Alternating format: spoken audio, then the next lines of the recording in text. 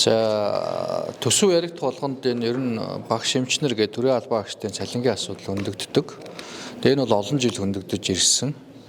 Тэгээ жил болгоны төсвийнхаа зардал баригдаад нэгэнт өргөн баригдсан төсөвдөр бол орон зай бага байна гэж засгаас бас зовлонд очдог. Тэгэхээр ер нь өнгөрсөн хугацааг харах юм бол Монгол улсын хувьд улсын төсөв хэд дахин нэмэгдсэн. Урсгал зардал ч гэсэн хэд дахин нэмэгдэж байгаа.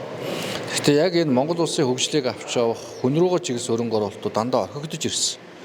Өөрөөр хэлбэл энэ төсөвдөр ч байна, хөгжлийн бодлогын алдаа гарч үнэхээр Монгол улсыг цаашид Монгол хүн хөгжүүлнэ.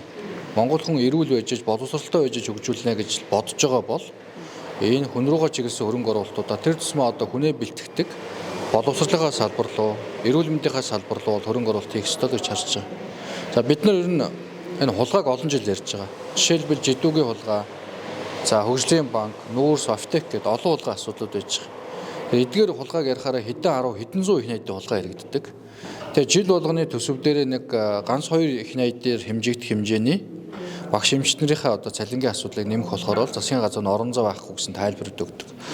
Тэгэхээр үндсэндээ бол энэ Монгол улс хөгжлийнхаа бодлогыг үнэхээр Монгол улсын одоо хамгийн үнцэнтэй баялаг нь хүн юм бол Монгол улсын хөгжил дэвшлиг одоо бүтээгч нь хүн гэж харж байгаа юм бол тий.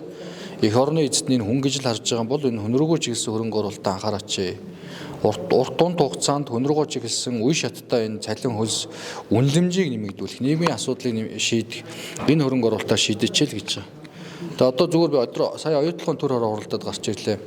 Оюу толгой дээр бид нар улс орныхоо байгалийн баялагийг нэгт ашиглуулад дээр нь маш өндөр хүүтэй зээлийн өрөнд ороод байж байгаа шүү дээ. Жилд 1.3 тэрбум долларын зээл нэмэгдээд явж байна. 1.3 тэрбум доллар чинь бараг 4-5 их найддаг өрг. Гэтэл жилд нэг багш нарынхаа цалин, эмч нарын цалин, ахмадын тэтгэврийн хүүг бууруулахад нэг 800 тэрбум тавих гад нэг их найддаг өрг тавих гад талцаад ингээд орон зай байхгүйгээ сууж явах цаана бид нар ингээд оюутлогын хүн дээр чинь хэдэн их найдаар нь одоо төлөөд ингээд явж явах жишээ нь. За мөн одоо энэ аптек гэрүүнүүдээ бүгд мэдж байгаа тийм. Зөвхөн нэг компанид гэхдээ 1.2-3 тэрбум доллараар тендергүй сонгон шалралтыг гэрээ хийгээд улсын нууцд аваад ингээд мөнгөний өгчөж байгаа шүү дээ. Ингэж болоод идэг мөртлөө 90 мянган хүн ажиллаж байгаа, 200 мянган, 90 мянган хүн ажиллаж байгаа боловсролын салбар, 200 гаруй мянган хүн ажиллаж байгаа төрийн албан агчтайгаа цалин дээр бол ингэж хойроо хандаж болохгүй л гэсэн байр суурьтай байна. Баярлалаа. За баярлалаа.